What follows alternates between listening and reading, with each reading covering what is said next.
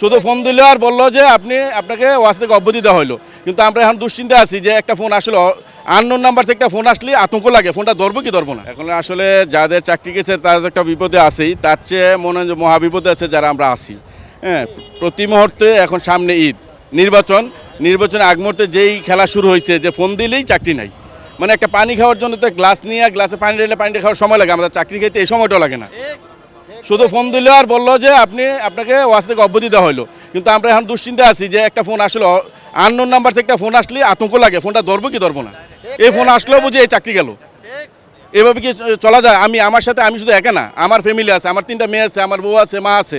আমার যদি এই বয়সে আমার সার্টিফিকেট মেয়াদও নাই, আমি এই বয়সে এখানে প্রায় 12 বছর চাকরির এই ওয়াসাতে সার্ভিস দেওয়ার পরে এখন যদি আমাকে ফোন দিয়ে শুধু বলে আপনি নাই, আমি কি করব, কোথায় কি করবো?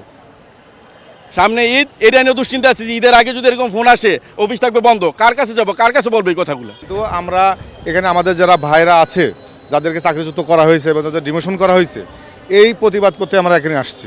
এবং আমার যে কালকে হবে না এমন কোনো গ্যারান্টি নাই।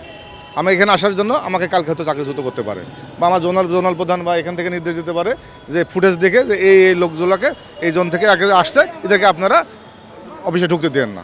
তাস্কিমের সময় তাস্কিমের নাই, কিন্তু এই অফিসে এই ওয়াসা ভবনে তার পেতাত্তা এখনও এমন অনেকে আছে।